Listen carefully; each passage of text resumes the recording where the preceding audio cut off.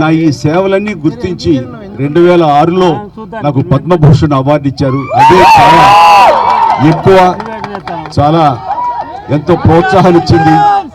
అలాగే ఎదురు చూడని, నేను ఊహించినటువంటిది ఈ సంవత్సరం ఈ 2024 రిపబ్లిక్ డే సందర్భంగా నేను నా సేవలను గుర్తించి, అది కళాసేవ అయితేనేమి, సామాజిక సేవ గుర్తించి పద్మ విభూషణ్ అవార్డు ప్రకటించడం అనేది నా అంతరంతరాల నుంచి హృదయపూర్వకంగా నేను దీనికి కారణభూతులైనటువంటి ప్రతి ఒక్కరికి నా హృదయపూర్వక ధన్యవాదాలు తెలియజేసుకుంటున్నాను. ఇప్పుడు పవన్ కళ్యాణ్ గారు ఆయన పార్టీలు ఉన్నారు, వాళ్ళ అన్నయ్య ఆల్రెడీ సేవా కార్యక్రమాలు ఆయన 100% పోస్ట్ అరువుడు కనుక ఆయన ఇవ్వడానికి ఆయన చేశారు. దాంట్లో కూడా వ్యూహాలు వ్యూహకర్తలు భాగాలు ఉండవచ్చు. ఎలక్షన్ టైం ఇది రాజకీయమే.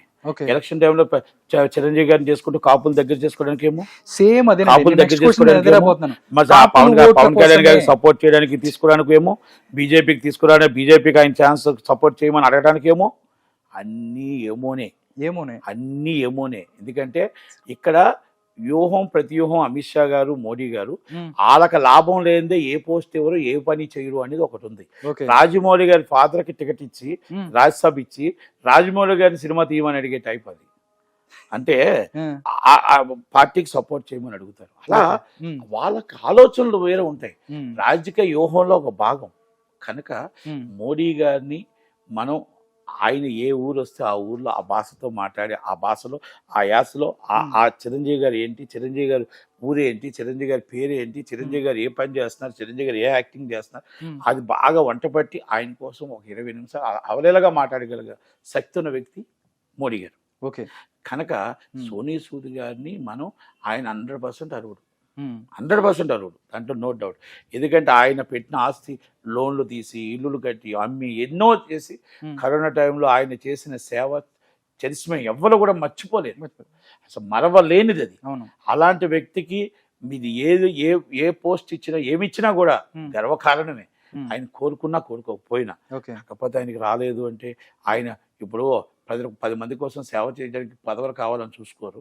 అలాగే ఆ చిరంజీవి గారు కూడా అడగలేదు, చిరంజీవి గారికి అనుకోకుండా వచ్చిన పదవే. అలాగే సోనీ సూద్ గారికి కూడా వస్తుందని ఆశిద్దాం, రావాలని కోరుకుందాం. ఎలా ఇస్తారు, అలా రాజకీయం అయిపోయింది.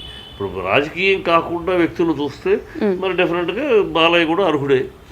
బాలయ్యకి ఇవ్వాలి, లేదు బాలయ్యకి ఎందుకు ఇవ్వలేదంటే బాలయ్య అర్హుడు కదా, 100% అర్హుడే. ప్రజలు ఇచ్చే అవార్డులు ఉంటాయి, అవి వేరు విషయం. అంటే ఇక్కడ ఏమైపోయిందని మనం వచ్చిందని విమర్శలు కాదు, అలాంటి ఏంటంటే అవార్డులు ఏ కన్సిడరేషన్లో ఇస్తున్నారు.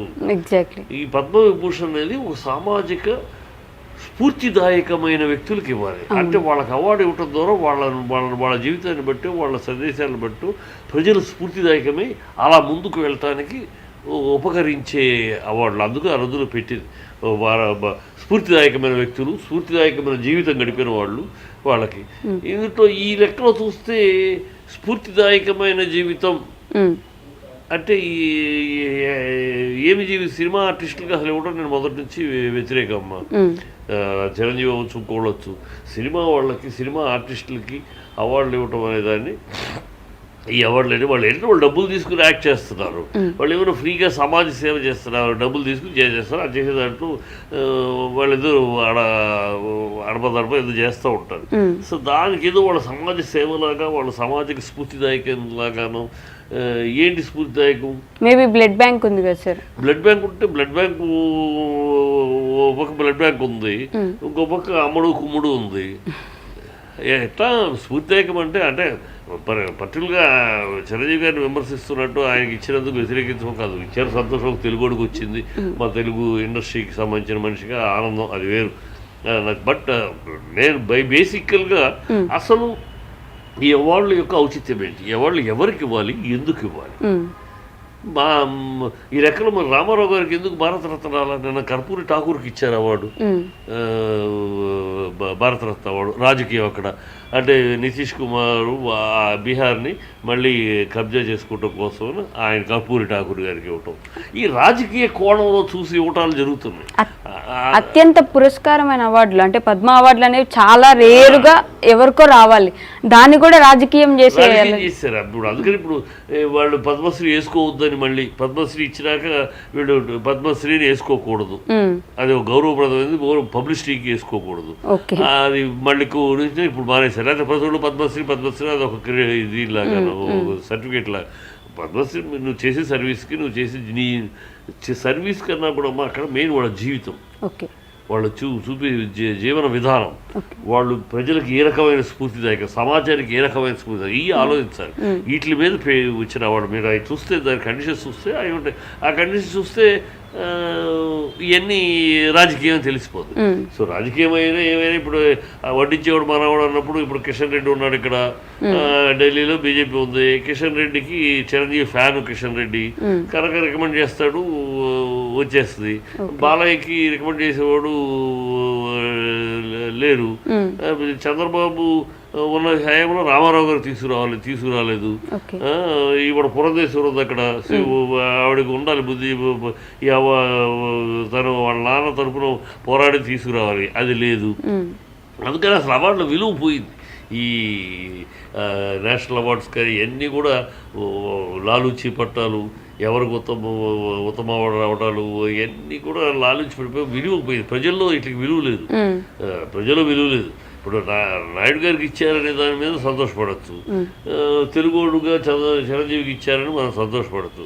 బట్ టోటల్గా ఆలోచించుకోవాలి, టోటల్గా మన పరాన్ని ఆలోచించకుండా అసలు ఆ అవార్డుల యొక్క ఔచిత్యం ఏమిటి, అవార్డులు ఇవ్వటం ఇలాంటి వ్యక్తులకి అవార్డులు ఇవ్వటం సబబేనా అని ఆలోచిస్తే అనేక క్వశ్చన్ మార్కులు వస్తాయి. అసలు సినిమాలు చేసినందుకు అవార్డులు ఇవ్వచ్చా సార్ మామూలుగా? లేదు, నేను మొదటి నుంచి వ్యతిరేకం. సినిమా వాళ్ళకి పద్మశ్రీలు ఇవన్నీ ఇవ్వటాలు కళారంగంలో ఇప్పుడు ఒక విద్వాంసులు, ఒక సంగీత విద్వాంసులు ఉన్నారు. మరి ప్రకృతి సంగీత మన వీటిని సంస్కృతి సాంప్రదాయం, మన సాంస్కృతిక సంగీతాలని పెంచిన వాళ్ళు, సాహిత్యం సమాజానికి ఉపయోగపడే ఒక సాహిత్యం రాసిన వాళ్ళకి ఇట్లా కళారంగంలో ఇవ్వాలంటే ఇలా ప్రబోధాత్మకమైన రచనలు చేసిన వాళ్ళు, సంగీతాలు మన సంగీతాన్ని, మన వీటిని కల్చర్ని కాపాడుతూ ఇన్స్పిరేషన్గా ఉన్న వాళ్ళకు ఇవ్వటంలో ఒక ఔచిత్యం ఉంది. సినిమా వాళ్ళు ఏముందమ్మా, డబ్బులు తీసుకుని యాక్ట్ చేస్తారు, ఎవరో రాసిన కథ ఎవరో డైరెక్ట్ చేస్తే, ఎవరో రాస్తే, ఎవరో రాస్తే డైలాగులు, ఆ డైలాగులు చెప్పి వాళ్ళకి అవార్డులు అనేది నేను వ్యతిరేకి. అలా సినిమాల్లో ఉంటూ బయట వాళ్ళు సామాజిక సేవ చేస్తే ఓకే, వాళ్ళకి ఇవ్వచ్చేమో కదా. ఇప్పుడు ఆ కోణంలోనూ బ్లడ్ బ్యాంక్ ఉందని ఇచ్చారు.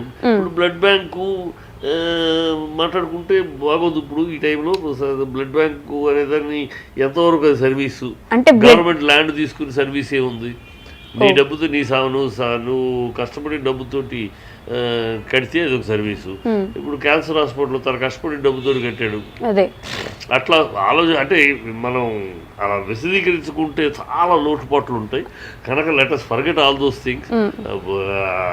ఔచిత్యం ఏంటి, ఇది కరెక్టా కాదా అని పక్కన బాలయ్య విమర్శించాలని కాదు, కానీ బ్లడ్ బ్యాంక్ పెట్టినందుకు చిరంజీవి గారికి ఇవ్వగలిగితే, క్యాన్సర్ హాస్పిటల్ పెట్టి ఇంత సేవ చేస్తున్నందుకు కనీసం పద్మశ్రీ అయినా బాలయ్య బాబు గారికి ఇవ్వాలి కదా.